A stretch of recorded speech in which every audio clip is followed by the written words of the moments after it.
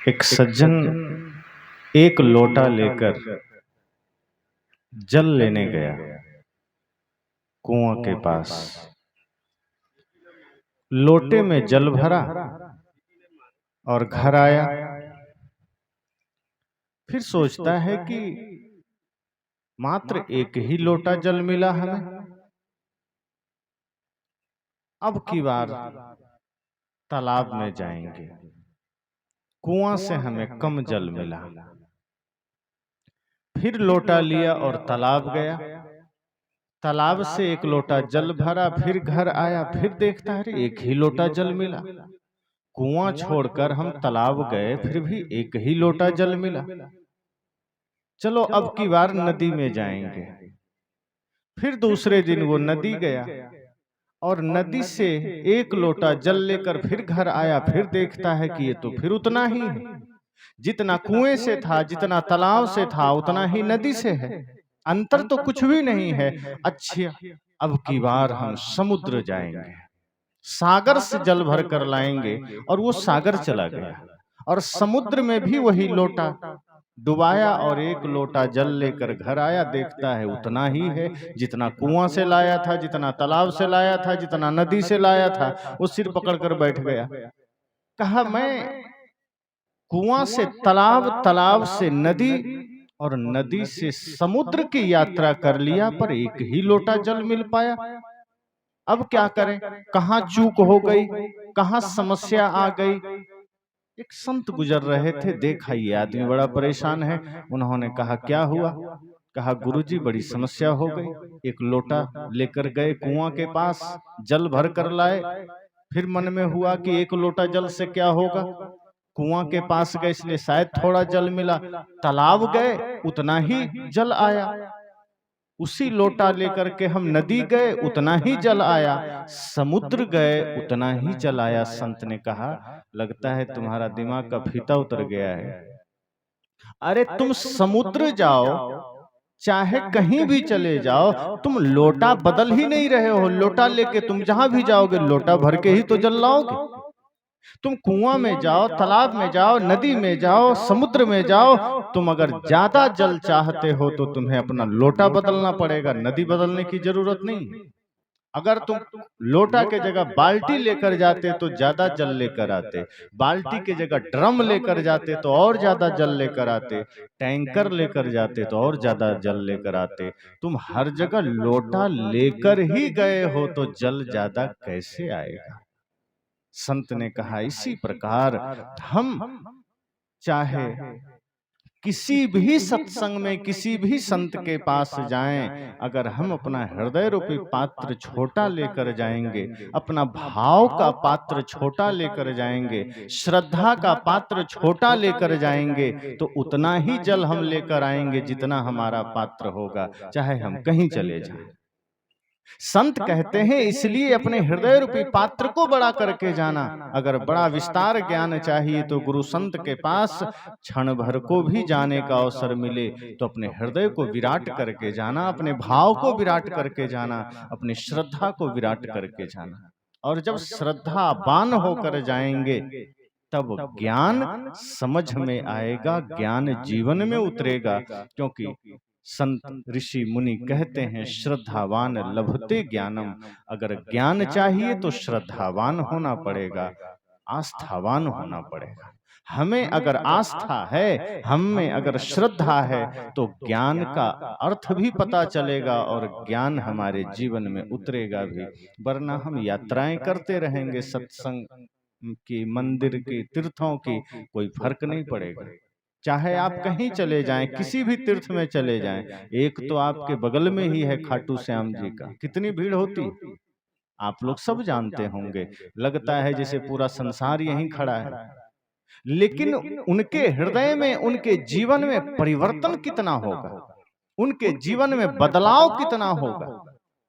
क्योंकि वे तीर्थ तो आ गए, लेकिन असल में तीर्थ तब हमारा सार्थक होता है जब हमारा मन तीर्थ बन जाता है। तो मन तो तीर्थ नहीं बन पाता। तीर्थ मतलब पवित्र भूमि, कल्याण की भूमि, मोक्ष की भूमि।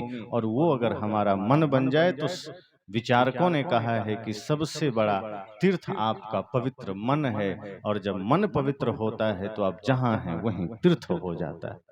फिर आपको कहीं जगह बदलने की जरूरत नहीं पड़ती है, फिर आपको क्षेत्र बदलने की जरूरत नहीं पड़ती है।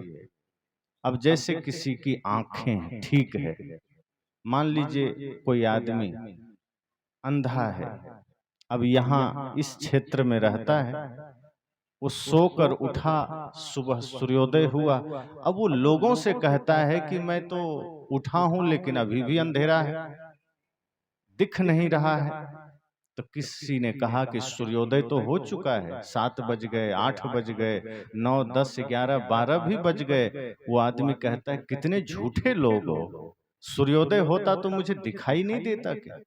कहा अरे भाई तुम्हारी आंख ठीक नहीं है। कहा बस बस ज्यादा बोलना मत, मेरी आंख ठीक है, ये गांव के लोग पापी हैं इसीलिए सूरज यहाँ दर्शन देना बंद कर दिया है, मैं ये गांव छोड़ रहा हूँ। और उसने वो गांव छोड़ा और चला गया दिल्ली की, शायद राजधानी में कुछ मामला ठीक रहे कि राजधानी जाएं तो शायद दिखाई दे जाए। अब वो राजधानी दिल्ली गया, वहां सुबह उठकर देखा वही अंधेरा, वही घनघोर अंधियारी।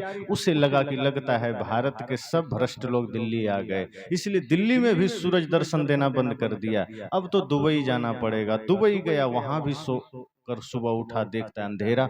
अब सोचता है, लगता है पूरा धरती पाप से भर गई है, सूरज दिखना ही बंद हो गया। अब लास्ट चांस है, अमेरिका भी देख ही लेते हैं, शायद वहां सूरज दिख जाए, विकसित देश है। वहां गया, सुबह उठा, वहां भी अंधेरा। अब वो परेशान होकर वापिस मानो भारत आया, परेशान है, कह रहा है पूरी धरती पाप से भर गई है, पूरी धरती बर्बाद हो गई है, सारे लोग भ्रष्ट हो गए हैं, अब धरती पर सूरज ने दिखना बंद कर दिया, अब हम क्या करें, अब कहाँ जाएं। तो किसी ने देखा कि ये आदमी तो अंधा मालूम पड़ता है, गाली किसको दे रहा है? कहा क्यों गाली दे रहे हो? कहा धरती पाप से भर गई है और मुझे सूरज नहीं दिख रहा, इसका मतलब सूरज ने दिखना बंद कर दिया, सूरज ने उदय होना बंद कर दिया। तब संत ने कहा कि लगता है ये आदमी अंधा है, और अंधे को उपदेश नहीं दिया जाता है, अंधे का उपचार किया जाता है। अब अंधे को अगर उपदेश दे दो तो क्या उपदेश देंगे? प्रकाश है, सूरज है, क्या समझेगा वो? आप लोग तो एक कथा सुनते ही हैं, टेढ़ी खीर। एक मित्र को जब कहा कि खीर कैसा था, तो कहा सफेद सफेद। तो सफेद कैसा? तो बगुला की तरह। तो कहा बगुला कैसा होता है? तो हाथ से ऐसे दिखाया, छू के देखा, अरे ये तो बहुत टेढ़ा होता है, अगर खा लेंगे तो गले में फंस जाएगा। अब कैसे समझाओगे खीर के? अंधे को समझाया नहीं जाता। उसने उदाहरण दिया, बगुले की तरह सफेद होता है, उसे लगा कि सच में ये बगुला ही होता है। अब अंधे को उपदेश नहीं देना चाहिए, उसका उपचार करना चाहिए। संत उसे ले गए चिकित्सालय, और अस्पताल में, चिकित्सालय में ले जाकर आंखों का ऑपरेशन करवा दिया। आंख ठीक हो गई, और जब उठा तो सूर्योदय को भी देखा, दिन को भी देखा, वो नाचने लगा। कहा लगता है अब सूरज ठीक हो गया, धरती पर लौट आया। संत ने कहा रे बेवकूफ, सूरज तो सदा से धरती पर था, प्रतिदिन वो उदय होता था, प्रतिदिन लोगों को दिखता था। समस्या तुम्हारी आंखों में थी, तुम आंख से अंधे थे, मैंने तुम्हारा उपचार करवा दिया, इसलिए अब जहां तुम हो वहीं सूर्योदय है, जहां तुम हो वहीं दिन है, उजाला है। इसी तरह से अगर हमारी आंखें ठीक है, अगर हमारा मन ठीक है, हम जहां हैं वहीं तीर्थ है, जहां हैं वहीं परमात्मा है। अगर आंख ठीक है तो घर में भी भगवान दिख सकते हैं, और आंख ठीक नहीं है तो मंदिर में भी दिखेगा नहीं दिखेगा।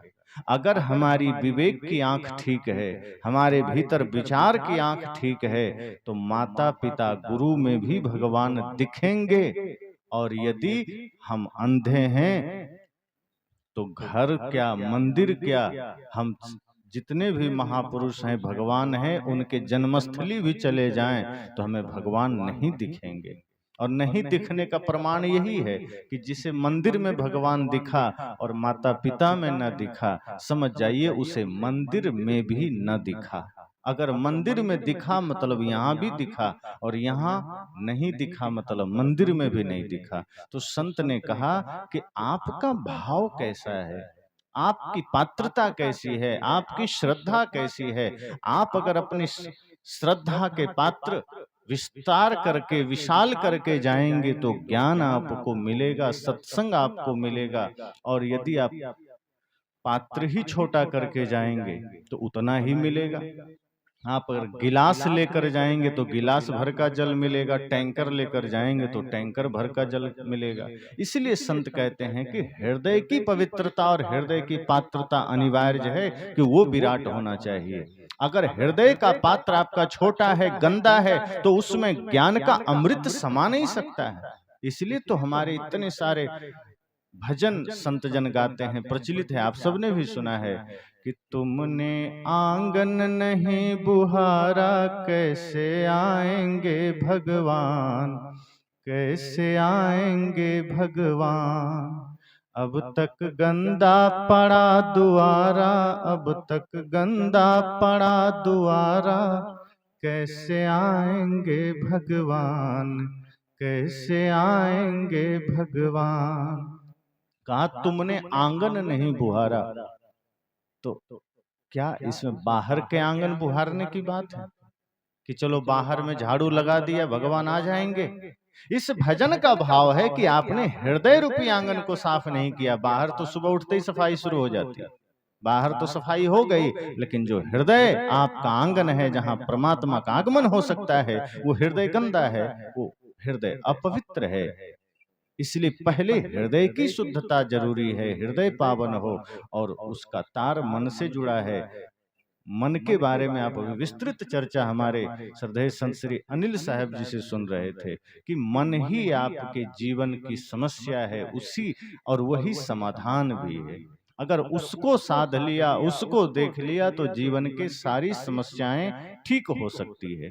तो बात यहाँ वही है कि पात्रता आपकी जैसी होगी, आप उस दिशा में चलेंगे। अगर पात्र सही है, शुद्ध है, तो ज्ञान उसमें भरेगा। पात्र गंदा है तो कचरा उसमें भरेगा। अब हम पर निर्भर है कि हम क्या भरना चाहते हैं। जैसे आजकल शहर में जगह जगह कचड़े का डिब्बा रखा जाता है, उसमें लिखा जाता है कृपया हमारा प्रयोग करें। कचड़े का डिब्बे में लिखा होता है कि कृपया कचड़ा यहाँ डालें, और कई जगह तो दो दो डिब्बे डाले जाते हैं, गीला कचड़ा इसमें, सूखा कचड़ा इसमें, एक एक में अलग अलग रखा जाता है। तो वो बाहर कचड़े डालने के लिए डिब्बे रखे गए, और हमने दुनिया भर का कचड़ा अपने दिमाग में डालना शुरू कर दिया। हमने कोई डिब्बा ही नहीं रखा। जिस दिमाग में अच्छाई डालना था, वहां हमने कचड़े डालने लगे। बाहर की गंदगी को डालने का ध्यान है, हम बाहर डाल आते हैं, लेकिन जो निंदा का कचड़ा है, ईर्ष्या द्वेष का कचड़ा है, बुराई का कचड़ा है, या गलत दृश्य का, गलत शब्द का कचड़ा है, जो हम आंखों से या कान से या नाक से या मुख से ग्रहण करते हैं, वो सारे कचड़े हमने दिमाग में या शरीर में डालना शुरू कर दिया। नशा डाल मुख में डालना शुरू कर दिया। इस तरह से धीरे धीरे धीरे धीरे हमने अपने हृदय को, अपने मन को, अपने जीवन को गंदा कर दिया। और जब जीवन गंदा हो गया, मन गंदा हो गया, तो चारों ओर माया, मोह, ममता, आसक्ति का एक ऐसा घर निर्मित हो गया कि जिसमें हम बैठ गए और दिन रात दुखी हैं। किसी से पूछो सुख है जीवन में, तो आदमी कहता है नहीं महाराज, बहुत दुख है जीवन में। जिसके पास पैसा नहीं है वो भी कहता है, जिसके पास है वो भी कहता है। सब कोई यही बात कहता है कि हम बहुत दुखी हैं। तो क्यों दुखी हैं? बाहर तो बढ़िया घर है, बढ़िया गाड़ी है, बंगला है, पैसा है, लेकिन भीतर जो हमने कामनाओं का घर बनाया, भीतर जो हमने ईर्ष्या द्वेष ममता मोह का घर बनाया, वो हमें सुखी होने ही नहीं देता है, वो हमें शांत होने ही नहीं देता है। इसलिए संत जन कहते हैं थोड़ा सा पात्र को ठीक करना, अपने भाव को ठीक करना, अपनी श्रद्धा को ठीक करना, तब ज्ञान का आगमन होगा। एक कान से सुना, दूसरे से उड़ा दिया तो कोई मतलब का नहीं होगा, फिर तो प्यासे चले जाएंगे, फिर बैठने का कोई अर्थ भी नहीं होगा। सदैव ये चेष्टा करिए कि उम्र कम है, परिवर्तन हमें चाहिए, समय कम है, जीवन कम है, पता नहीं कब मृत्यु सामने खड़ी हो और हम कल पर टाल रहे हैं। हम प्रतीक्षा में हैं, इंतजार में हैं। हमें आज अभी इसी समय जागृति के लिए, परिवर्तन के लिए, अपने भीतर बदलाव के लिए तत्पर होना चाहिए। इसलिए सदगुरु कबीर बाजार में खड़े होकर कहते हैं, कबीर खड़ा बाजार में लिए लुकाठी हाथ, जो घर जा रहे अपना चले हमारे साथ। जब कबीर साहब ने ऐसा कहा तो दो चार लड़के आ गए, कहा कबीर साहब हम भी अपना घर जला देंगे, हम भी आपके साथ चलेंगे। कबीर साहब ने कहा अपना घर जला पाओगे? कहा बिल्कुल जला देंगे। वो मसाल लिया, दौड़ा अपनी झोपड़ी के तरफ, झोपड़ी में आग लगा के दौड़ के आया, कहा लगा दिया घर में आग। कहा अरे घर में? कौन सा घर में? कहा जिस झोपड़ी में हम रहते थे उसमें आग लगा दिए। कबीर साहब ने कहा नादान, वो उसमें आग नहीं लगाना था, वो तुम्हारे बंधन का कारण नहीं है, वो तुम्हारे दुख का कारण नहीं है। कहा तब? कहा इसलिए तो पूरी बात सुन के जाना था, आधा सुन के तुम घर में ही आग लगा दी। तो कहा किसमें लगाना था? कहा ये जो तुमने भीतर ममता का घर बना रखा है, ये जो भीतर तुमने मोह का घर बना रखा है, ये जो विकारों का महल तुमने खड़ा कर रखा है, उसे जलाना था। कबीर खड़ा बाजार में, कहते मैं तो इसलिए खड़ा हूं और तुम पूरी बात सुने नहीं, बस आग लगाना है। कहा घर में, भागे घर में मसाल लगा दिया। कहा ये आग जो ज्ञान की आग है इसे लगाना है, ये बाहर की आग नहीं लगाना। बाहर की आग तो कहीं लगी हो तो बुझा देना। बाहर की आग अगर किसी के घर द्वार मकान में लग जाए तो पानी डाल के आना, लेकिन अपने भीतर जो आग लगी है उस आग को ज्ञान से बुझाना भी है, और जो ममता का घर बना है उसे जलाना भी है। जो क्रोध की आग भीतर जल रही है, जो काम की आग जल रही है, उस आग को ज्ञान से बुझा भी देना है। और उसी ज्ञान के प्रकाश से, ज्ञान की अग्नि से, ये जो हमने तमाम बंधन, मोह, ममता, प्रपंच का घर निर्मित किया है उसे जला भी देना है। तब साहब कहते हैं चले हमारे साथ। फिर वो मेरा सहयात्री बन सकता है, वो मेरा साथी बन सकता है। सदगुरु तो सदैव निमंत्रण देते हैं कि आप भी सुख के मार्ग का मार्गी बन सकते हैं, पथिक बन सकते हैं। आनंद मार्ग का आप भी पथिक बन सकते हैं, लेकिन उसके लिए अपने ममता के घर को जलाना पड़ेगा। उसके लिए आपको मोह को हटाना पड़ेगा, अहंकार को मिटाना पड़ेगा। और एक बात और ध्यान रखना, सदगुरु कबीर कहते भी है कि जब आप संत दर्शन को जाओ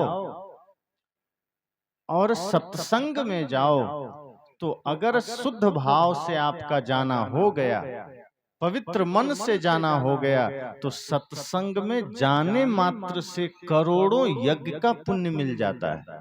अगर आप निर्मल मन से आए हैं, अहंकार छोड़कर आए हैं, तो आपका उठा हुआ एक एक कदम करोड़ों यज्ञ से बड़ा हो सकता है। लेकिन शर्त यही है, सदगुरु कबीर कहते हैं, संत दरस को जाइए तजी माया अभिमान।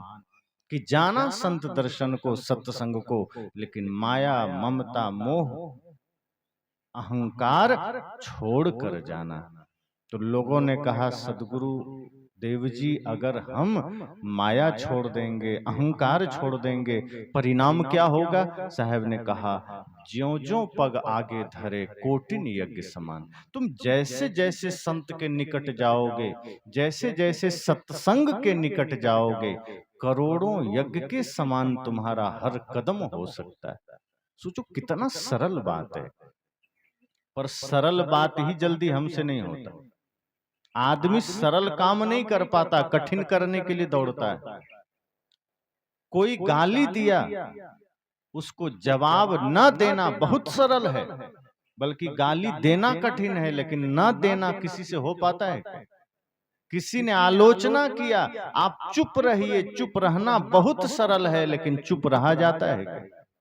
एक आदमी ने कहा कि हम कमजोर थोड़े हैं जो चुप रहेंगे, किसी ने गाली दिया तो हम भी गोली देंगे। साहब कहते हैं नहीं, आप सोचते हैं कि किसी ने गाली दिया, आपकी निंदा किया, आलोचना किया, और आप भी जवाब दे दिए तो आप वीर हो गए। साहब कहते हैं नहीं, आप एक नंबर के कायर हैं अगर आप जवाब देते हैं। अगर गाली का जवाब आप दे रहे हैं, निंदा का दे रहे हैं, हिंसा का दे रहे हैं, तो आप वीर नहीं हो सकते। वीर कौन है? बुद्ध वीर है, कबीर वीर है। भगवान बुद्ध को लोग गाली देते हैं, जवाब देते हैं। एक आदमी ने कहा लेकिन ये संभव कैसे है? अब कोई गाली देता है तो भीतर क्रोध आ जाता है, देना ही पड़ता है जवाब। ये संभव कैसे है? बुद्ध बहुत सरल रास्ता देते हैं कि आप ये मानते ही क्यों हो को गाली आपको छुएगी या आपको लगेगी, आपको स्पर्श करेगी। आप मान ही लेते हो कि गाली हमको दिया, हमको पकड़ लेगी गाली। अरे भाई, वो गाली उसने दिया, उसका काम उसके पास जो था वो किया। आपके पास क्या है? अगर आपके पास भी गाली है तो आप गाली दोगे, अगर आपके पास गीत है तो आप गीत देंगे। और फिर जो कोई आपको कुछ दे आप ना लो, ये सबसे सरल रास्ता है। आप ले भी लेते हो और बदले में फिर देते भी हो। अब ना लो, लौटा दो।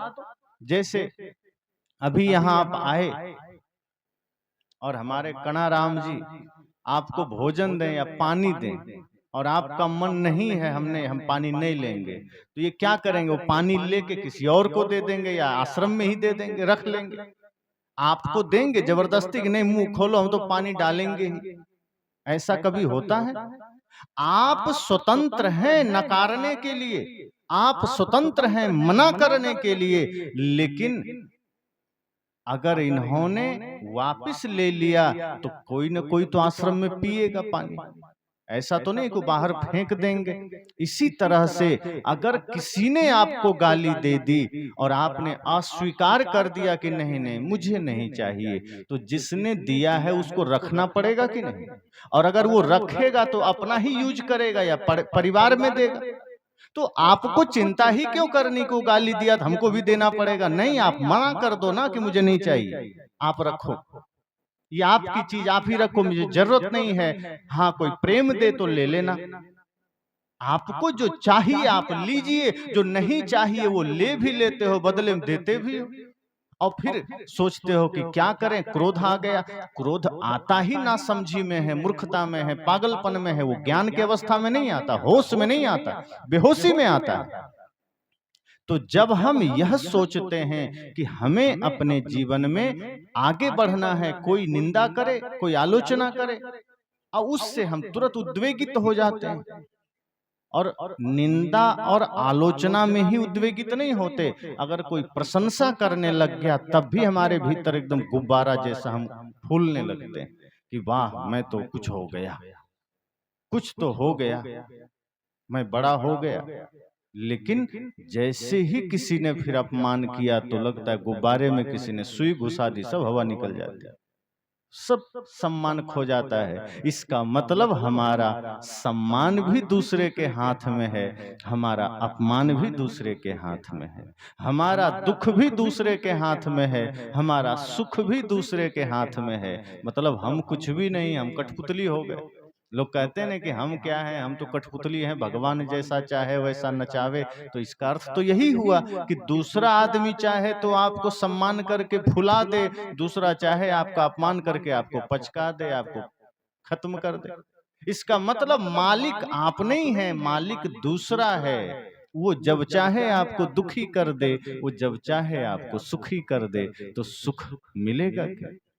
सदगुरु कहते हैं सुख का मार्ग आपके भीतर है, दुनिया सक्षम ना हो कि आपको वो सुखी करे, आपको दुखी करे। कोई गाली दे, कोई निंदा करे, आप उन अवस्थाओं में भी सम रहिए। गाली दिया तो भी अस्वीकार कर दीजिए, सम्मान दिया तो भी हाथ जोड़कर विनम्रता से चल दीजिए कि ठीक है, आपका सम्मान स्वीकार है, लेकिन उसमें अटकिए मत, उसमें भटकिए मत। इसीलिए साहब ने कहा कि माया, मोह, अभिमान, ये जितने विकार हैं, जब आप इसका त्याग करते हैं तो आपका एक कदम तीर्थ बन जाता है, आपका एक कदम प्रदक्षिणा परिक्रमा बन जाता है। और यदि नहीं किए तो ऊपर ऊपर तीर्थ है, ऊपर ऊपर परिक्रमा है, प्रदक्षिणा है। अब मंदिर कोई गया, परिक्रमा लगा रहा है, अब परिक्रमा लगाते लगाते वो कोई आत्मचिंतन नहीं करता है, वो कोई धर्म का चिंतन नहीं करता, मंत्र जप रहा है और मन में ख्याल आ रहा है कि जाते ही पड़ोसी पर केस करूंगा, जमीन हड़प लिया है।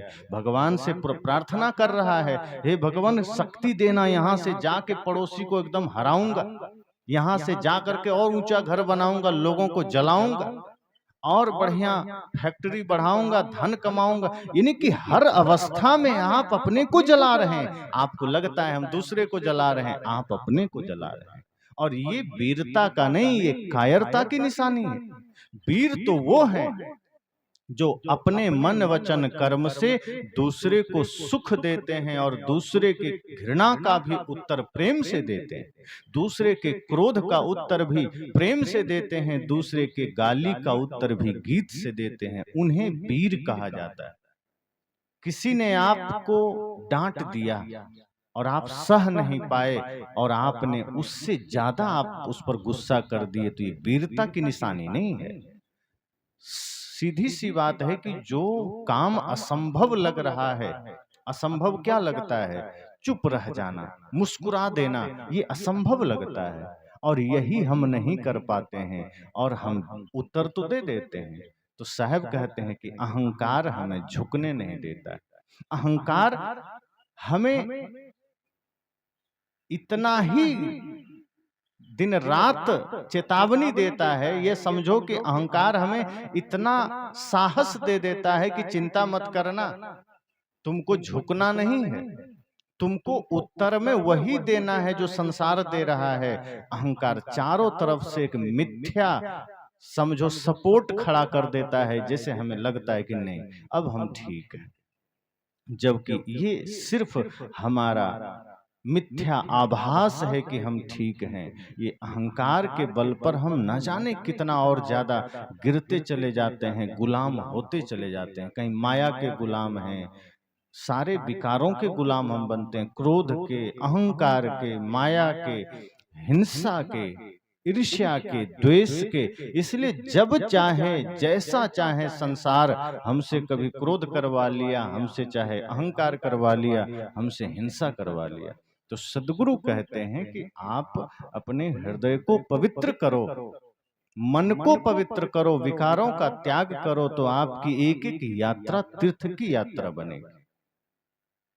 और अगर मन गंदा ही रह गया, हृदय गंदा ही रह गया, तो आप तीर्थ में भी बैठे रहेंगे तो तीर्थ में नहीं रहेंगे। आप धर्म की यात्रा में जुड़ेंगे सही, लेकिन धर्म की यात्रा से आपका कोई लेना देना नहीं होगा। धर्म की यात्रा तब सफल होती है, ज्ञान की यात्रा तब सफल होती है जब उसमें हम आचरण से जुड़ जाते हैं, अपने विचारों से जुड़ जाते हैं। शरीर से तो कोई भी जुड़ जाता है। कभी भी कोई धर्म यात्रा निकलती है, लाखों लोग झंडा लेके खड़े हो जाते हैं, तो क्या सब धार्मिक? क्षण भर के लिए तो रावण भी साधु का वेश बना करके आ गया था। अब उतना देख करके माता सीता भ्रमित हो गई कि कोई साधु आया है। तो वेश से तो कोई भी भ्रमित हो सकता है, पर साहब ने कहा है वेश देख मत भूलिए, बूझ लीजिए ज्ञान, बिना कसौटी होत नहीं कंचन की पहचान। तो बाहर की बनावट से हम ज्यादा रीझते हैं, बाहर के विचारों से हम ज्यादा रीझते हैं, भीतर सत्य को देखने की चेष्टा नहीं करते, भीतर हृदय की पवित्रता का ध्यान नहीं करते, भीतर मन की निर्मलता का ध्यान नहीं करते। और जिसका भीतर हृदय पवित्र है, जिसका मन निर्मल है, जिसका विचार निर्मल है, वो किसी भी अवस्था में है, कहीं भी है, समझो वो तीर्थ में है, वो मंदिर में है। इसलिए पात्रता आवश्यक है। पात्र अगर ठीक नहीं है, अब जैसे आपको दूध रखना है तो दूध के लिए आप साफ बर्तन चुनते हैं, और यदि गंदा बर्तन है और पहले से नींबू का रस उसमें है और दूध आपने डाल दिया तो फटेगा, फिर वो दूध किसी काम का नहीं है। तो आप दूध भी रखते हैं तो देख लेते हैं कि पात्र ठीक है कि नहीं। इसी तरह हृदय रूपी पात्र में ज्ञान का अमृत रखना है, और हृदय रूपी पात्र में पहले से विकार है, पहले से अहंकार है, पहले से कामना है, और ज्ञान रखेंगे तो ज्ञान भी फट जाता है, फिर वो किसी काम का नहीं रहता, अर्थात वो जीवन में उतरेगा ही नहीं। इसलिए साहब ने कहा कि सबसे पहली बात तो अपने अहंकार का, ममता का घर जलाना। वही बात साहब यहाँ कहते हैं कि संत दर्शन को जाना तो अहंकार छोड़ कर जाना। एक तरफ साहब कहते हैं अहंकार का, ममता का घर जलाना, मोह का घर जला देना, ये जो भी विकारों का तुमने इमारत खड़ी कर रखी है इसका नाश कर देना। पर ऐसा हम नहीं करते, अपने जीवन में विकारों के, ममता के, मोह के घर का नाश नहीं करते, हम समाज में नाश करते हैं। हम दूसरे का नाश करते हैं। कभी हम बुरा बोल करके माँ का दिल दुखा दिए, कभी हम कड़वा बोल करके भाई से झगड़ा कर लिए, कभी हम झूठ बोल करके पिताजी से धोखा कर लिए। यही हमने अपने जीवन में चारों तरफ कचड़े का व्यवहार बना लिया। जहां देखो मन गंदा, विचार गंदा, आचरण गंदा, चिंतन गंदा, इस तरह सब कुछ गंदा होते होते होते हमारा पूरा जीवन समझो यही नरक बन जाता है। और इसी वजह से जीवन में शांति नहीं आती, और आदमी फिर शांति के लिए कहाँ जाता है? मंदिर में। फिर वो भटकता है। फिर कोई अगर फुटपाथ पर अंगूठी बेचने वाला भी मिल जाए तो वहां भी जाता है कि भैया बड़ा अशांत है जीवन, पैसा तो है, घर तो है, लेकिन जीवन में सुख नहीं है। अब वो अंगूठी बेचने वाला एकदम बैठा है कि हमारे यहाँ सब दुख का निवारण है, अगर ये अंगूठी पहन लेगा तो धन आ जाएगा, और दूसरा जो पत्थर है ये अगर पहन लेगा तो सुख आ जाएगा, रोग मिट जाएगा, पत्नी बात मानने लगेगी, पड़ोसी आपके कब्जे में आ जाएगा, माता पिता आपको तुरंत मालिक बना देंगे। इस तरह के तमाम अंगूठियां लेकर वो बेचारा फुटपाथ में एकदम झोला रखे बैठा है। अब आदमी को अगर कहते हैं ना तिनके का सहारा, डूबते को, अगर कोई डूब रहा हो और एक तिनका दिख जाए तो लगता है वाह मिल गया, कुछ तो मिल गया, अब हम बच जाएंगे। ऐसे ही जिस आदमी ने अपने मन के विकारों को ठीक नहीं किया, चारों तरफ ममता मोह अहंकार का घर बना लिया, वो आदमी फिर भीतर इतना दुखी रहता है, इतना परेशान रहता है कि सब तरफ सिर्फ उसे दुख ही दुख नजर आता है, और सब में अविश्वास करता है। पिताजी पर भी शक करेगा, पत्नी पर शक करेगा, माँ पर शक करेगा, भाई पर संदेह करेगा, पड़ोसी पर संदेह करेगा, जहां भी देखेगा संदेह की नजरों से देखेगा, संत को देखेगा तो संदेह करेगा, और फिर उसके जीवन में भयंकर दुख की यात्रा शुरू होती है। परेशान आदमी फुटपाथ पर जाकर के कहीं जड़ी बूटी खरीद रहा होता है, कहीं अंगूठी खरीद रहा होता है। अब अंगूठी बेचने वाला कहता है बिल्कुल चिंता मत करो, तुम्हारे घर को हम स्वर्ग बना देंगे। अब वो आदमी इतना लाचार है, वो प्रश्न भी क्या करेगा कि भैया तुम्हारे पास जब इतना सब अंगूठी है स्वर्ग बनाने वाला, तो तुम्हें को तिरपाल तान के हैं रोड किनारे काहे बैठे? पीछे से कुत्ता भी देखो तुम्हें सामान लेके भाग रहा है, सुअर पीछे से घुस रहा है। तो जो तुम्हारे पास स्वर्ग बनाने का अंगूठी है तो पहले अपना घर तो बना ले। लेकिन लाचार आदमी वहां सिर पटक रहा है, और वो आदमी सिर्फ घर तक नहीं सीमित है, वो कहता है कि मेरा ये अंगूठी अगर तुम पहन लो तो साक्षात कुबेर का खजाना तुम्हारे घर में रहेगा। अब वो आदमी कुबेर का खजाना के चक्कर में 150 या 200 का अंगूठी लेके चला जाता है।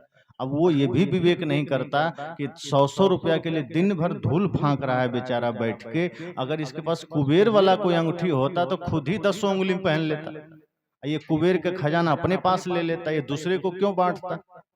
और उसके बाद ग्रह वाला भी अंगूठी देता है कि अगर तुम्हारे जीवन में कोई ग्रह टेढ़ा हो गया है वो भी अंगूठी मेरे पास है। अब आदमी विवेक नहीं करता है कि ये कैसा पावरफुल आदमी है जो ऊपर शनि राहु केतु ग्रह को यहीं बैठे बैठे एकदम नियंत्रण कर रहा है। अब सोचो पृथ्वी से कितना बड़ा है शनि ग्रह, अगर वो टेढ़ा हो जाएगा तो धरती बचेगी क्या? साइंस सब पढ़ते हैं, सब एजुकेटेड लोग हैं कि सोचो एक छोटा उल्का पिंड भी पृथ्वी के तरफ अगर निकट में आता है, वैज्ञानिक का होश उड़ जाता है, पता नहीं पृथ्वी का क्या होगा, छोटा सा उल्का पिंड से। और जो शनि ग्रह लाखों गुना बड़ा है, अगर वह शनि ग्रह थोड़ा सा टेढ़ा हो जाए तो पूरी धरती चपेट में आ सकती है या ब्रह्मांड में उथल पुथल हो सकता है। लेकिन वो अंगूठी बेचने वाला वो कहता है नहीं चिंता मत करो, वो वही टेढ़ा है तुम पर, इसीलिए जीवन में दुख है। शनि टेढ़ा हो गया है, शनि भारी हो गया है, अब शनि ग्रह तुम्हारे सिर पर सवार है। अरे भाई एक ईंटा भी 2 घंटा लेके घूमो तो सिर दुखने लगेगा, शनि ग्रह सिर पर बैठ जाएगा तो पृथ्वी चटनी हो जाएगी। और गजब की बात है कि वो एक छोटा अंगूठी से शनि ग्रह सीधा कर देता है। हम तो कहते हैं कि शनि ग्रह तो छोड़ो, एक छोटा सा पत्थर का टुकड़ा बगल में रख दो और अंगूठी पहना उसको पहले सीधा करके दिखाओ। अगर अंगूठी पहनने से पत्थर का टुकड़ा सीधा हो जाए या हिल भी जाए तो मैं मान लूंगा कि शनि ग्रह भी सीधा हो सकता है। तो अगर आकाश में ग्रह टेढ़ा हुआ, वो यहाँ अंगूठी से सीधा होगा। लेकिन अंगूठी के दुकान पर भीड़ कितनी लगी है, सब कोई अंगूठी धारण कर रहे हैं। कोई शौक से भी पहनते हैं, यहाँ भी हमारे बहुत सज्जन पहने हुए हैं, लेकिन बहुत लोग ग्रह सीधा करने के लिए पहनते हैं, धन के लिए पहनते हैं, दुख दर्द मिटाने के लिए पहनते हैं। एक लड़का, एक बालक आया, मैं देखा उसके हाथ में अंगूठी, मैंने कहा ये क्या है? कहा हम पहनना नहीं चाहते थे, माताजी ने पहना दिया। उनको लग रहा था कि हम थोड़ा सा क्रोध करते हैं, अंगूठी पहनेंगे तो क्रोध ठीक हो जाएगा। मैंने कहा ठीक हुआ? कहा नहीं, अभी भी चिड़चिड़ापन बना हुआ है, या अभी भी कुछ तकलीफें बनी हुई है। मैंने कहा अंगूठी से कैसे ठीक हो जाएगा? अंगूठी से कैसे होगा? थोड़ा विवेक तो लगाओ। अंगूठी क्या करेगा? अंगूठी क्या निकल करके आपके मुंह पर ऐसे पट्टी लगा देगा? मत बोलो, क्या करेगा? या अंगूठी शरीर में भले चलो कुछ कर देगा, धातु है, तो धातु के स्पर्श से शरीर का कोई लाभ हो सकता है, मैं मानता हूं। मन का नियंत्रण कैसे होगा धातु से? मन का नियंत्रण तो ज्ञान से होगा, ध्यान से होगा, चिंतन से होगा। धातु से, चांदी सोना से, हीरा से, माणिक्य से शरीर को कोई परिवर्तन हो सकता है, स्वाभाविक है। प्रकृति का शरीर है, धातु भी प्रकृति का है। उससे संबंध रख करके धातु के स्पर्श से शरीर का कोई व्याधि मिट सकता है, मिटता भी है। जैसे एल्युमिनियम के बर्तन में आप खाते हैं तो तमाम रोग हो जाते हैं, और मिट्टी के या फिर कांसा, तांबा, चांदी, सोना के बर्तन में खाते हैं, बहुत रोग मिट जाते हैं। तो ये एक हो सकता है कि धातु से आपको कुछ शारीरिक लाभ हो जाए, पर मन की पीड़ा कैसे मिटेगी? जीवन का दुख कैसे मिटेगा? गरीबी कैसे मिट जाएगी? अक्सर मैं कहा भी करता हूं कि इन सब के बावजूद उनके पास जो लोग अंगूठी बेचने वाले हैं, वो एक कछुआ वाला अंगूठी भी रखते हैं। और वो किस लिए होता है? धन बढ़ाने के लिए, कि अगर कोई गरीब है और कछुआ वाला अंगूठी पहन लेगा तो धनी हो जाएगा। और जो थोड़ा अमीर आदमी है वो कछुआ ही ओरिजिनल खरीद लेते हैं, थोड़ा सा कछुआ साइज का, प्लेट में कछुआ रख करके, जल रख के वो टेबल पर रख देते हैं कि घर में धन बढ़ेगा। जो गरीब है वो अंगूठी खरीद के पहन लेता है। तो कई बार मैं सोचता हूं कि अंगूठी से या कछुआ के, चांदी के कछुआ से, अंगूठी से अगर धन बढ़ता तो ये बात अभी तक मोदी जी को पता क्यों नहीं? सबसे पहले तो उन्हीं को पता हो जाता। और 80 करोड़ भारत की जनता को जो 5 किलो अनाज दे रहे हैं हर महीना, वो एक साल सबका अनाज रोक करके एक बार अंगूठी ही बांट देते, भैया तुम सब एक के बार में धनी हो जाओ, हम ये क्या महीना महीना अनाज देते रहे। सबको एक कछुआ का अंगूठी बांट देते, जितना पैसा लगता तो लगता, सब भारत का आदमी सीधे अंबानी बन जाते, नहीं बन जाते। लेकिन ये होता नहीं है। आपके मेहनत से, आपके अर्जन से आपके जीवन में परिवर्तन आएगा। लेकिन लाचार आदमी क्या करता है? गुरु के पास नहीं जाता। सच्चे संत के पास अगर जाएगा, सच्चे संत कहेंगे थोड़े तपस्या करो, आदमी कहेगा इतना टाइम नहीं है, कोई माला दे दो उससे ठीक हो जाए, अंगूठी दे दो उससे ठीक हो जाए, या हाथ रख दो माथे पर ठीक हो जाए। सच्चे संत कहते हैं इससे कुछ नहीं होने वाला। अगर शरीर में, मन में कोई दुख है, दर्द है, समस्या है, तो तुम्हें उसका समाधान तपस्या से करना पड़ेगा, चल के करना पड़ेगा, परिश्रम से करना पड़ेगा, लेकिन मंत्र से नहीं होगा। तब आदमी सोचता है, बोर्ड पढ़े थे, शहर में लिखा था कि किसी भी तरह की समस्या हो तो 2 घंटे में इलाज होता है, हमारे पास आ जाओ। अब वहां आदमी चला जाता है, और ठगने वाला बैठा भी है दुकान लगा के, आओ कैसा हूं आवे काटो माथा, साहब ने कहा है, किसी भी तरह आओ, माथा तो कटेगा ही। अब वो लालच में कुछ भी करने को तैयार है। उसने कह दिया इतना पैसा जमा करो, बात बन जाएगी। आदमी सोचता है पैसा दे करके काम बने तो क्या दिक्कत है। अब जैसे आप लोग भी अनुभव करेंगे, सरकारी दफ्तर में आप जाते हैं और कोई काम अगर नहीं हो रहा है तो आप कितना चक्कर काटते हैं और फिर भी काम ना हो, और पता चल जाए कि सिर्फ 500 देंगे और काम हो जाएगा, तो आप सोचते हैं कौन झंझट करे, लो 500 काम करो, उतना टाइम नहीं है। यही आदमी सोचता है कि कितना मेहनत करेंगे, छोड़ो हटाओ, अगर कहीं एक अंगूठी लेने से काम बन जाए, कहीं 1000 रुपया देने से काम बन जाए, तो वही काम करेंगे। और हमारा मन मस्तिष्क इसी मार्ग पर हमें ले जाता है। साहब ने कहा कि जब आप भीतर के विकारों को नहीं मिटाते हैं, क्रोध, अहंकार, छल, प्रपंच, माया, मोह से आप जकड़ जाते हैं, तो आपका मन विक्षिप्त हो जाता है, एक तरह से पागल हो जाता है, और वो दुख दर्द में इतना परेशान होता है कि जहां भी समाधान नजर आए, कुछ भी उलूल जुलूल, वो मन आपको वहीं ले जाके खड़ा करेगा। कहीं तीर्थ में, कहीं पहाड़ों में, कहीं नदियों में, कहीं मंदिरों में, कहीं ताबीज बंधवाने के लिए, कहीं अंगूठी पहनने के लिए, कहीं गले में कुछ पहनने के लिए, कहीं कोई मंत्र जपने के लिए। लेकिन जो मूल समस्या है मन में, वो गंदगी साफ करने पर हमारा ध्यान नहीं जाता। जैसे आपके जीवन में सबसे मूल समस्या अगर मन का है, मन ही सारी समस्याओं का कारण है, तो सच्चे संत कहेंगे मन को निर्मल करो। मन निर्मल कैसे होगा? सुबह शाम ध्यान करो, सद चिंतन करो, माता पिता गुरु का चरण स्पर्श करो, आशीर्वाद लो, सब में परमात्मा को देखो। जो कोई भी हैं, नर हो नारी हो, सबके भीतर प्रभु को देखो, भगवान को देखो। धीरे धीरे मन निर्मल होगा, मन पवित्र होगा, आप देखना सदा सदा के लिए समस्या मिट जाएगी।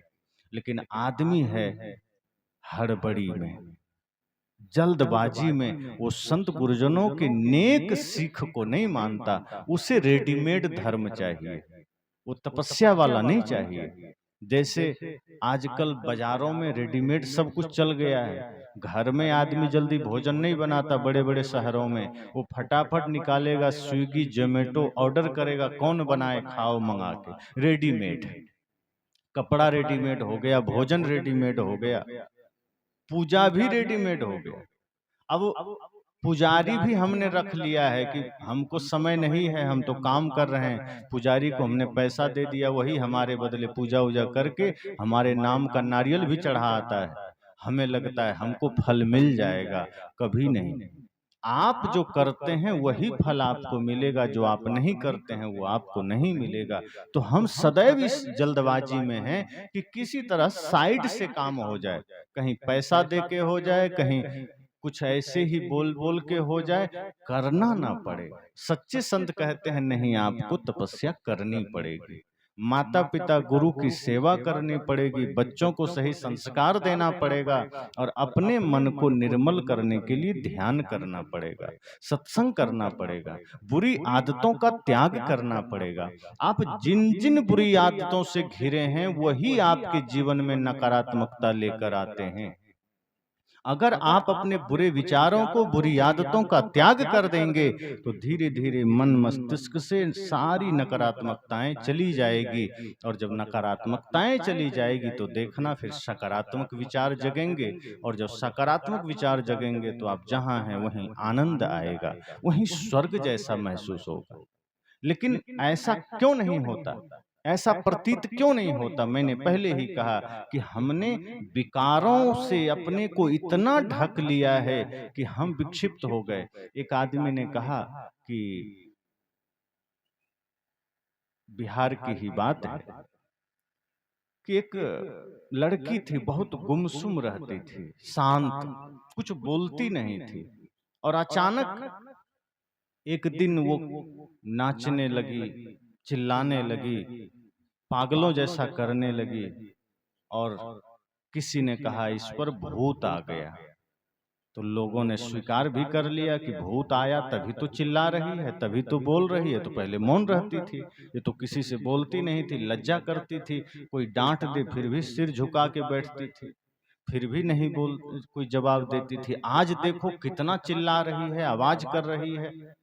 तब उस पर चिंतन किया गया, और चिंतन मंथन के बाद ये पता चला कि वस्तुतः कुछ लोग ऐसे होते हैं जो चुप तो रहते हैं, लेकिन वो भीतर से चुप नहीं रहते, भीतर उनका विचार चलता रहता है, भीतर चिंतन चलता रहता है। और जब धीरे धीरे हम जबरदस्ती खुद को रोकते हैं तो मन भीतर तूफान का रूप लेता है और तमाम कल्पनाएं करता है, तमाम चिंतन भीतर करता है, वो बाहर नहीं आता है। भीतर एक विचारों का महाकुंभ तैयार हो जाता है, तमाम तरह की कल्पनाएं तैयार हो जाती है और अचानक कोई एक ऐसा अवसर आता है, झटका लगता है, वो विचार का गुब्बारा फूटता है और जो मौन था वो इतना बोलने लग जाता है, लगता है कोई भूत आ गया, कोई दूसरा इसके अंदर आ गया। कोई दूसरा नहीं आया है, उसी का विचार उसको परेशान कर दिया है, जो विचार उसने दबा रखे थे।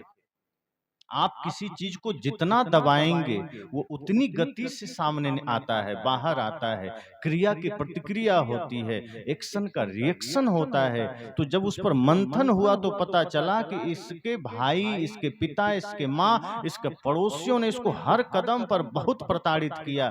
डांटना, मारना, दबाना, कोई बात कहे चुप, एक भी नहीं बोल सकता, कुछ भी नहीं बोलने दिया जाता। धीरे धीरे उसके मन में तमाम कल्पनाएं आने लगी, तमाम विचार आने लगे, तमाम चिंतन आने लगे और आते आते एक दिन वो फूटा, तो ऐसा फूटा कि लगा जैसे कोई इस पर दूसरा ही भूत आ गया है। और फिर धीरे धीरे उसका समाधान हुआ। तो कई बार जब हम अपने आप को इस तरह से दबाते चले जाते हैं तो वो सारे विकार हमारे भीतर इकट्ठे होते हैं। जब हम ध्यान से दूर होते हैं, सत्संग से दूर होते हैं, गुरु संत से दूर होते हैं, तो वो विचार और मजबूत हो जाते हैं। और एक समय ऐसा आता है कि वही विचार ब्लास्ट करता है। जैसे बारूद कहीं रख दिया जाए और उस बारूद को थोड़ी भी चिंगारी मिल जाए तो बारूद ब्लास्ट कर जाता है। ऐसे ही ये जितने भी विकारों के बारूद हमारे भीतर हैं, जब उसे संसार के किसी भी अंश में चिंगारी मिलती है, किसी भी रूप में, प्रतिकूलताओं से, चाहे विषम परिस्थितियों से, तो भीतर वो बारूद ब्लास्ट करता है और वो आदमी फिर पागलों की तरह नाचता है कि अब क्या करें, किस भगवान के पास जाएं, कौन मिल जाए जहां हमारा समाधान हो जाए। फिर वो भटकने लगता है, कहीं तीर्थों में, कहीं अंगूठी के लिए, कहीं वो हिंसा तक करने को चला जाता है। एक आदमी को कह दिया कि तुम जब 5 बकरे की बलि दे दोगे तुम्हारे घर में शांति आ जाएगी। वो इतना परेशान था कि 5 बकरे का काट के आ गया भगवान के मंदिर में जहां बलि दी जाती थी, लेकिन समस्या नहीं मिटी। लोगों ने समझाया कि तुम हिंसा करके घर में शांति चाहते हो, पर लाचार आदमी कुछ भी करने को राजी है, किसी को भी मारने को राजी है। अगर कोई कह दे कि तुम्हारे पड़ोसी के वजह से तुम दुखी हो, तो वो आदमी ये नहीं सोचता कि हाँ मैं अपने वजह से दुखी हूँ, कहता हाँ सच में पड़ोसी के वजह से दुखी। कोई कह दे कि तुम्हारे पड़ोसी ने तुम पर कोई जादू टोना कर दिया है, वो आदमी फिर पड़ोसी को मारने की सोचने लगता है कि कैसे इसको मार दें। इतना पागलपन सवार हो जाता है। इस धरती पर कोई किसी को कुछ नहीं करता, हम अपने कर्मों से दुख पाते हैं, अपने विकारों से दुख पाते हैं, अपनी मूर्खता से दुख पाते हैं। इसलिए सदगुरु कबीर ने कहा, हृदय को निर्मल करना, हृदय को पवित्र करना। अगर आपका हृदय रूपी पात्र निर्मल होगा तब इसमें सच्चा ज्ञान समाहित होगा, और जब सच्चा ज्ञान समाहित होगा तो धीरे धीरे संपूर्ण जीवन सुंदर बनेगा। वरना विकारों से भरा हुआ जीवन तो फिर विकारों में ही जाएगा। फिर आप सुखी नहीं हो सकते, फिर आप शांत नहीं हो सकते, फिर ये पारिवारिक झगड़े नहीं मिटेंगे, फिर आपको सब कुछ बाहर लगेगा कि वो मेरा बाधक है, पिताजी बाधक हैं, भाई बाधक हैं, मित्र बाधक हैं। फिर जहां देखेंगे बुराई नजर आएगी, जहां देखेंगे गंदगी नजर आएगी। फिर दूसरे के हित की कामना भी नहीं जगेगी कि दूसरा भी सुखी हो जाए। फिर ये लगेगा कि दूसरा दुखी ही रहे तो कोई हर्ज नहीं, हमें सुख मिल जाए। इस तरह से धीरे धीरे विकारों से हमारा मन, हमारा मस्तिष्क इतना भर जाता है कि जीवन भर फिर हम उसके समाधान के लिए यहाँ वहां दौड़ते रहते हैं, यहाँ वहां पागलों की भांति भटकते हैं। रास्ता सरल था, मन को निर्मल करना था, रास्ता सरल था, हृदय को पवित्र करना था। हमने वो नहीं किया। तुमने आंगन नहीं बुहारा, कैसे आएंगे भगवान। आंगन ही नहीं साफ किया। अभी जो गेट है वहां, मेन गेट, सब जगह का कचरा ला करके उसी गेट पर रख दिया जाता, पूरा ढेर लगा देते, आप लोग शायद लौट जाते या कहते भैया इसको साफ तो करो, कचड़े में पैर रख के कैसे आए। गेट पर ही कचड़ा रख दिया जाए तो आप आएंगे क्या? हमने क्या किया, मुख में भी कचड़ा रखा, मन में भी कचड़ा रखा, दिल में भी कचड़ा रखा। अब सोचते हैं आनंद आ जाए, गुरु भगवान आ जाए, संत भगवान आ जाए, शांति आ जाए। कैसे आ जाएगा?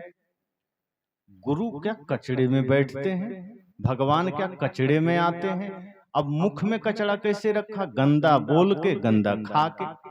मन में कचड़ा रखा, गंदा सोच के। और दिल में भी कचड़ा रखा, किसी के लिए खुन्नस भर लिया, दुनिया भर का सारा विकार भर लिया हृदय में। मन से तमाम तरह की निंदा, शिकायत, चुगली करते चले जा रहे हैं। दिल में सबके लिए कुछ न कुछ कचड़ा भरे जा रहे हैं और मुख से गंदगी ग्रहण कर रहे हैं। जिस मुख से गुरु का नाम लें, भगवान का नाम लें, सदगुरु का नाम लें, उसी मुख से गाली दिए चले जा रहे हैं।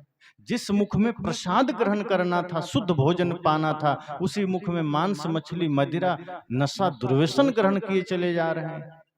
हम मनुष्य जीवन की कीमत ही नहीं समझते कि ये दोबारा मिलेगा कि नहीं मिलेगा कोई नहीं जानता, और कब मिलेगा कोई नहीं जानता। अगर ये एक बार खो गया तो दोबारा कब मिलेगा कोई गारंटी थोड़े। पर हम इस जीवन की महत्ता को नहीं समझते और कचड़े से भरे चले जा रहे हैं, विकारों से भरे चले जा रहे हैं। और धीरे धीरे धीरे धीरे ये शरीर इतना लाचार हम कर देते हैं गंदगी से भर भर के कि अंतिम में हम कुछ कर भी नहीं सकते। प्रकृति ने ये शरीर क्यों दिया? कुछ धर्म का काम कर लो, मुक्ति मोक्ष भक्ति का काम कर लो। हमने शरीर को लगा दिया कहीं और, अब कहीं और लगा दिया। अब जैसे मोबाइल है आपके हाथ में, सबके पास है ना, तो मोबाइल में आप चाहें तो भजन सुन सकते हैं, और मन ने चाह लिया कि नहीं हमें भजन नहीं सुनना है, हमें फिल्मी गीत सुनना है, तो मोबाइल मना करेगा कि नहीं हमें फिल्मी गीत मत बजाओ। आप अगर चाहे लेंगे कि हमको फिल्मी गीत सुनना है तो मोबाइल उसमें भी राजी। और अगर आपको मन हो गया कि नहीं हमको भजन सुनना है तो भी मोबाइल, ऐसा नहीं कि नाचने लगेगा कि वाह मुझ में तो भजन बज गया। वो दोनों अर्थ में राजी है। आप मालिक हैं कि आप मोबाइल में गाना सुनते हैं कि भजन सुनते हैं। आप मालिक हैं कि मोबाइल में आप प्रवचन सुनते हैं या प्रपंच सुनते हैं। इसी तरह से शरीर समझो मोबाइल की तरह है। आप मालिक हैं, आपके भीतर अर्थात जो आत्मा है आप हैं। आप इस शरीर का मालिक हैं। आप इसको माया में लगाते हैं, गाली गलौज में लगाते हैं, हिंसा में लगाते हैं, नशा दुर्व्यसन ईर्ष्या में लगाते हैं, या फिर इस शरीर को पुण्य में लगाते हैं, धर्म में लगाते हैं, माता पिता गुरु और देश की सेवा में लगाते हैं। ये आपको सोचना है। आप इसको जहां लगाओगे ये दुरुपयोग और सदुपयोग में गिना जाएगा। अगर आपने हिंसा में लगा दिया ये शरीर का दुरुपयोग हो गया। अगर आपने नशा में लगा दिया शरीर का दुरुपयोग हो गया। अगर आपने इसे निंदा शिकायत चुगली में लगा दिया ये शरीर का दुरुपयोग हो गया। और यदि आपने इस शरीर को प्रेम में, सत्य में, सेवा में, राष्ट्र सेवा में, माता पिता गुरु की सेवा में लगा दिया, शुद्धता में लगा दिया, ये शरीर का सदुपयोग हो गया। अब आप तय करो कि आपको शरीर को कहाँ लगाना है।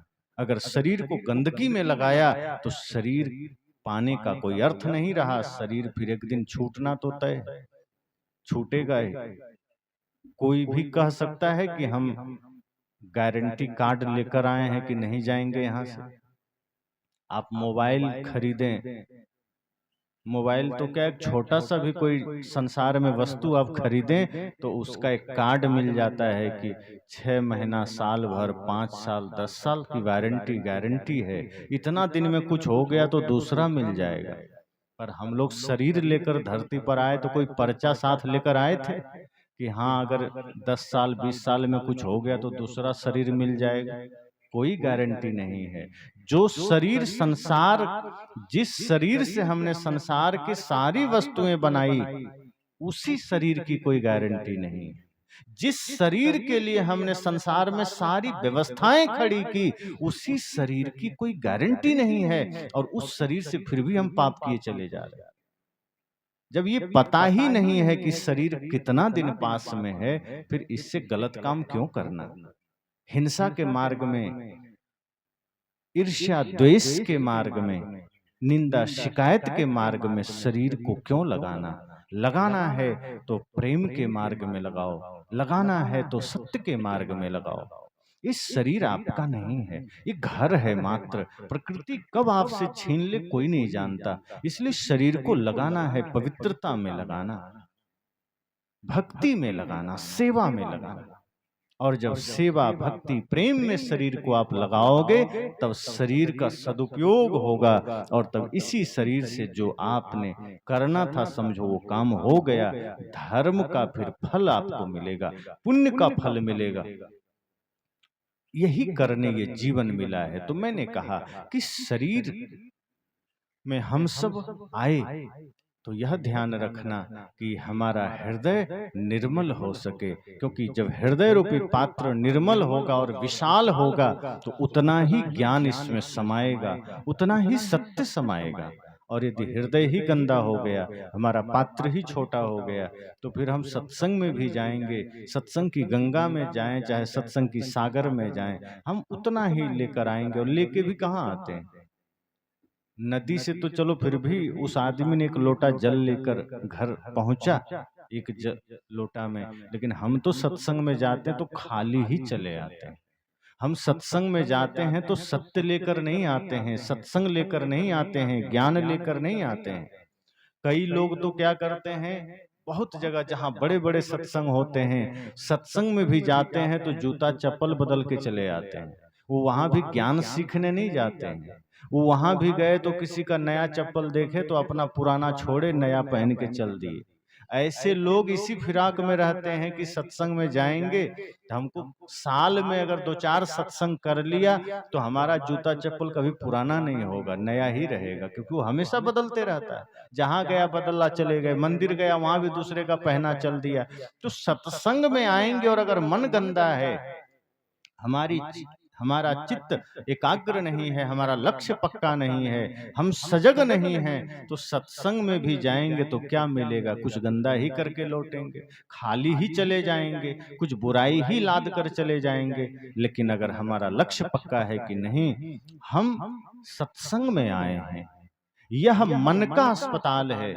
जैसे शरीर रोगी हो तो बाहर के अस्पताल में हम ठीक होकर लौटते हैं, इसी तरह से यह मन का अस्पताल है। और मन में जो रोग है, मन में जो बीमारी है, वो इसी सत्संग रूपी अस्पताल में ठीक होगा। यहाँ गुरु रूपी डॉक्टर के पास अपने मन को, अपने जीवन को, अपने तन को समर्पित कर दीजिए। और जब गुरु ज्ञान के द्वारा हमारे भीतर के जो विकार हैं, जो नासूर बन गए हैं, जो घाव है, धीरे धीरे ऑपरेशन करके उस सारे विकार को निकाल देते हैं। थोड़ा सहना पड़ेगा, जैसे शरीर में फोड़ा हो जाए और डॉक्टर ऑपरेशन करने लगे और आप भाग जाएं तो फोड़ा बना रह जाएगा।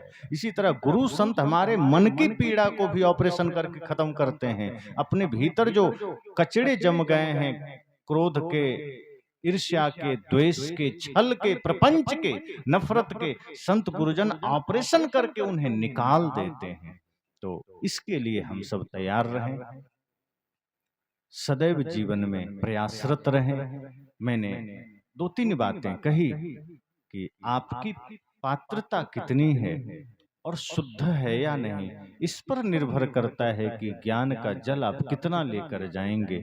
और साथ साथ जब मन निर्मल होगा, हृदय पवित्र होगा, तब ये जितने भी माया मोह दुश्मन बन करके आपके साथ रह रहा था, दुश्मन की तरह, हालांकि आप उसे मित्र समझ रहे थे, क्रोध को, छल को मित्र समझ रहे थे, ईर्ष्या को मित्र समझ रहे थे, पर था वो दुश्मन, इसलिए तो नुकसान कर रहा था। लेकिन जब ज्ञान समझ में आ जाएगा, सत्संग हृदय में उतर जाएगा, तो अपने ये सारे अहंकार की सेना को, विकार की सेना को, छल कपट की सेना को आप पहचान लेंगे कि ये हमारे भले के लिए नहीं है, ये हमें नरक में डुबाने के लिए है। फिर आप उसका त्याग कर देंगे। और धीरे धीरे जब मन निर्मल है, हृदय निर्मल है, तो जीवन में सदैव शांति है, सुख है, समृद्धि है। इसी मंगल कामना के साथ वाणी को विराम।